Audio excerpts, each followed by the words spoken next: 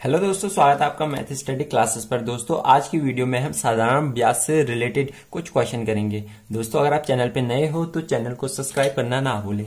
दोस्तों हमारा पहला क्वेश्चन है कि एक साहूकार से ज्ञात हुआ कि ब्याज की दर 8% से 7.3/4% वार्षिक हो जाने पर उसकी आय में 61.50 रुपये की कमी आ जाती है। वह मूलधन क्या है? दोस्तों हमसे क्वेश्चन में कहा जा रहा है कि साहूकार की ब्याज की दर 8% से 7.3/4% वार्षिक हो जाने पर उसकी आय में इतने की कमी आ रही है, यानी उसके ब्याज का अंतर इतना है। यानी पहले उसे जितना ब्याज मिल रहा था, अब दूसरे नंबर पे उसे जितना ब्याज मिलेगा उनका अंतर कितना है? 61.50।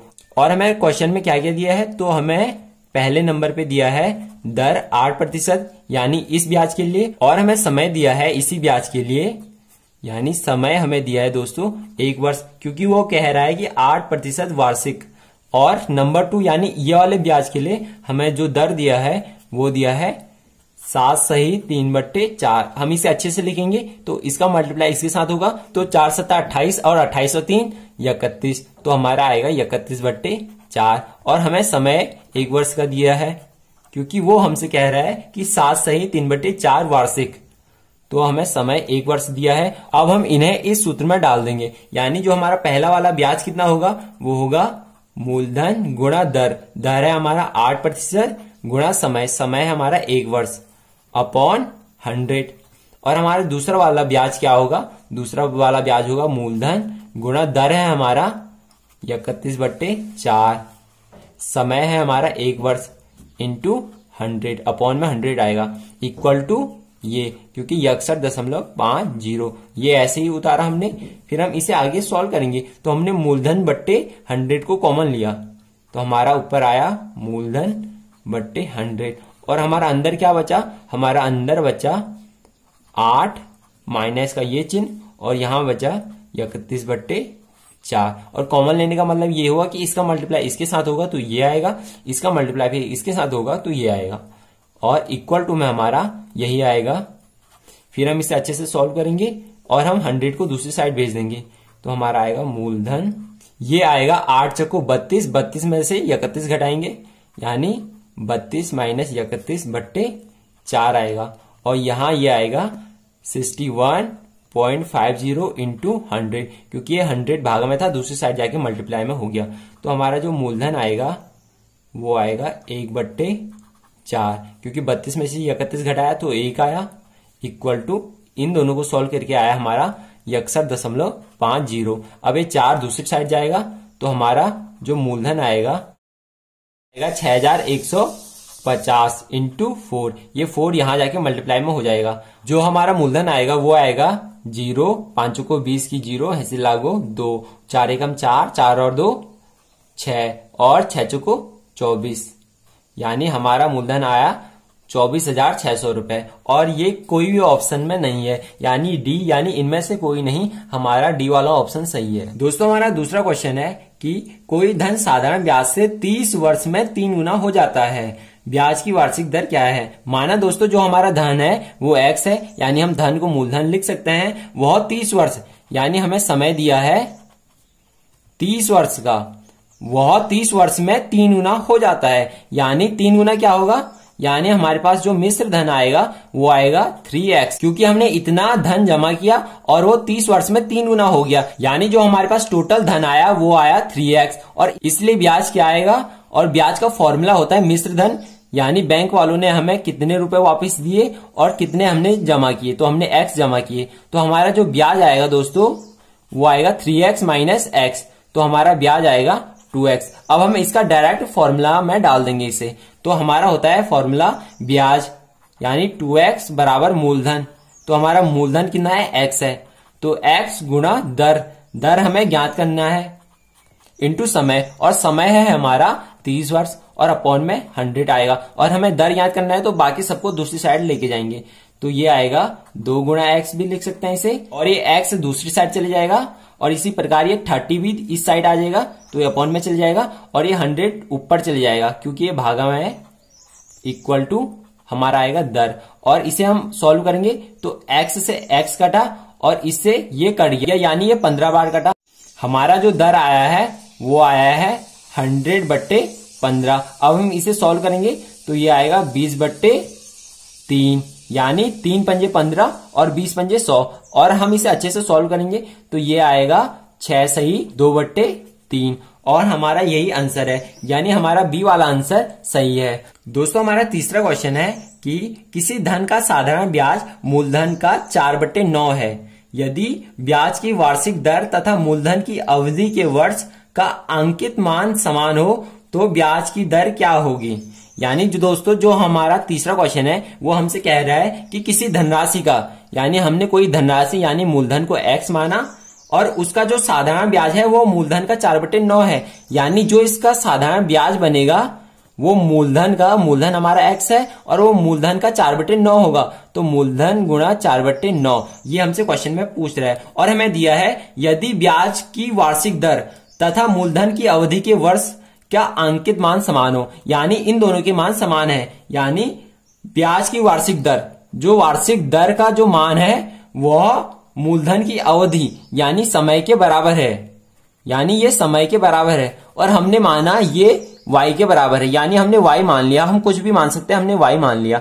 अब हम इसका डायरेक्ट फॉर्मूला में डालेंगे तो हमारा आएगा ब्याज, यानी हम इसे अच्छे से लिखेंगे तो ये आएगा 4x/9 इक्वल टू मूलधन हमारा x है, मूलधन गुणा दर है हमारा y, यानी हमने दर और समय को y दिखाया तो y गुणा समय भी हमारा y है, अपॉन में 100 आएगा। अब हम इसे अच्छे से लिखेंगे, यानी हमने दर की वैल्यू याद करनी है, दर हमारा y है तो हम इसे ऐसा लिख सकते हैं 4x/9 equal to x/100 into y यानी y का स्क्वायर। अब हम यहां से इसे अच्छे से सॉल्व करेंगे, यानी हमने y स्क्वायर को एक साइड रखना है, बाकियों को इस साइड भेज देंगे तो हमारा आएगा 4 इंटू x, यानी हमने इसे अलग अलग लिखा और अपॉन में 9 की 9 रहा, और ये 100 इस साइड गया तो ये भागा में था, इस साइड जाके मल्टीप्लाई में हो जाएगा तो यहां आया 100, और ये x यहां मल्टीप्लाई में था तो नीचे आके ये वाले साइड आके ये भागा में चले जाएगा, तो हमारा आया x इक्वल टू y का स्क्वायर। अब हम इसे अच्छे से सॉल्व करेंगे, यानी जो कट रहा है उसे काट देंगे तो x से x कटा और ये आया, इसका मल्टीप्लाई इसके साथ करेंगे तो ये आएगा 400/9 इक्वल टू y स्क्वायर। अगर हमें y की वैल्यू चाहिए दोस्तों, अगर हमें y की वैल्यू चाहिए तो हमारा आएगा 400/9, और 400/9 किसका स्क्वायर होता है, यानी 400/9 पहले 420 का स्क्वायर होता है और 9 3 का स्क्वायर होता है, तो जो हमारा y की वैल्यू आई वो आई 20/3। अब हम इसे अच्छे से सॉल्व करेंगे, यानी हमने 20 में 3 का भागा देना है, तो हमने 3 का भागा 20 में देना है तो 3 6 के 18 बचा 2। अब हम इसे कैसे लिखते हैं, तो हम इसे लिखते हैं यानी 6 सही 2/3, यानी हमारा जो ए वाला ऑप्शन है वो सही है, हमारे इतने % दर आ चुका है। दोस्तों हमारा चौथा क्वेश्चन है, श्री नायक का मासिक वेतन 22,500 रुपये है, उसने 5% साधारण ब्याज पर 3 वर्ष में 30,000 का ऋण लिया। 3 वर्ष में उसके द्वारा अदा की गई ब्याज की राशि उसके वेतन के कितने % होगी।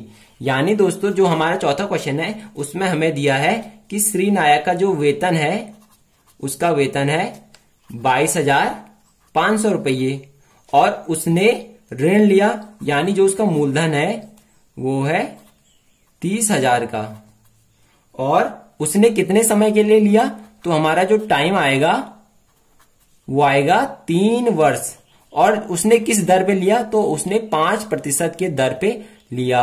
और हमसे क्वेश्चन में क्या पूछ रहा है कि 3 वर्ष में उसके द्वारा अदा की गई ब्याज की राशि, यानी जो उसने ब्याज भरा वह उसके वेतन के कितने % होगी। तो हम पहले ब्याज को निकालेंगे और फिर उसका % निकालेंगे। तो हम पहले ब्याज का फॉर्मूला लगाते हैं, तो हमारा ब्याज का फॉर्मूला होता है मूलधन, यानी हमने मूलधन लिखा, मूलधन है हमारा 30,000 इंटू दर है हमारा 5% और समय है हमारा 3 वर्ष, अपॉन में 100 आएगा। तो इसकी 2 जीरो से इसकी 2 जीरो कट जाएगी, और जो हमारे पास ब्याज आएगा वो आएगा 300 गुणा 15।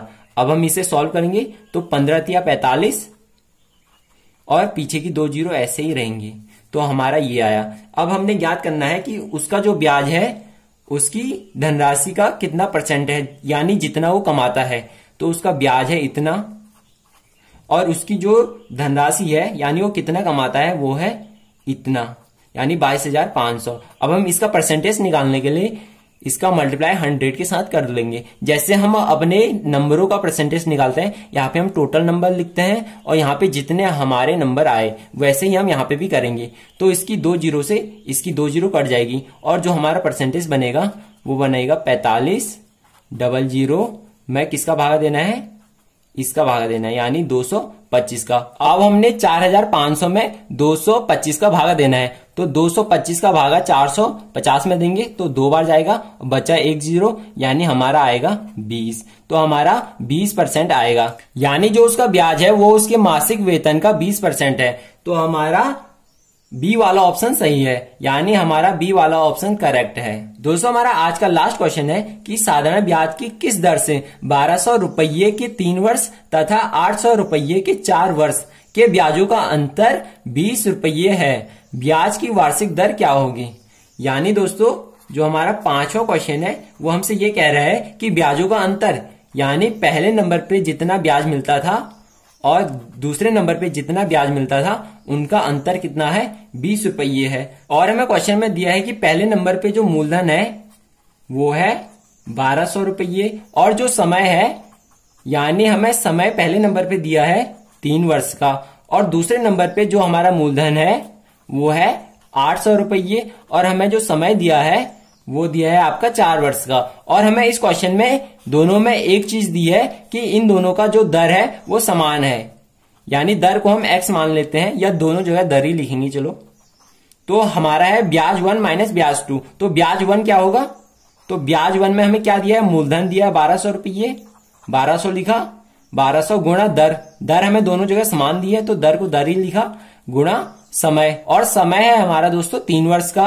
अपॉन 100, और दूसरे नंबर पे हमें दिया है मूलधन दिया है 800 रुपये ये, और दर को हम दर ही लिखेंगे, और समय हमें दिया है 4 वर्ष का अपॉन में 100, और जो इनका अंतर है वो है 20, यानी 20 रुपये। अब हम इसे आगे सॉल्व करेंगे तो हम इसकी 2 जीरो से इसकी 2 जीरो काट देते हैं और हमारे पास आता है, इन दोनों का मल्टीप्लाई करेंगे, यानी 12 या 36, तो हमारा आता है 36 इंटू दर माइनस, अब इसकी 2 जीरो से इसकी 2 जीरो कटी तो 8 चक्को 32, तो आता है 32 इंटू दर इक्वल टू 20। अब हम यहां से दर को कॉमन निकाल लेंगे, दर को कॉमन निकाला तो हमारा अंदर बचा 36 माइनस 32, क्योंकि अगर हम दर का मल्टीप्लाई 36 के साथ करेंगे तो ये आएगा और इसके साथ करेंगे तो ये आएगा, और इक्वल टू में आएगा 20। अब हमारा जो दर आएगा और 36 में से 32 घटाएंगे तो हमारा आएगा 4, यानी दर इंटू 4 इक्वल टू 20, तो हमारा जो दर आएगा वो आएगा 20/4, इसलिए हमारा जो दर आया वो आया 5%, यानी हमारा ए वाला ऑप्शन सही है। आशा करता हूं दोस्तों कि ये वीडियो आपको बहुत ज्यादा अच्छी लगी होगी। अगर इस वीडियो से रिलेटेड आपको कोई भी डाउट हो तो कमेंट बॉक्स में जरूर पूछे, और ऐसे ही और वीडियो पाने के लिए इस चैनल को सब्सक्राइब जरूर कर दे और बेल नोटिफिकेशन को ऑल पर सेट करना ना भूले, ताकि मेरी मेहनत बेकार न जाए।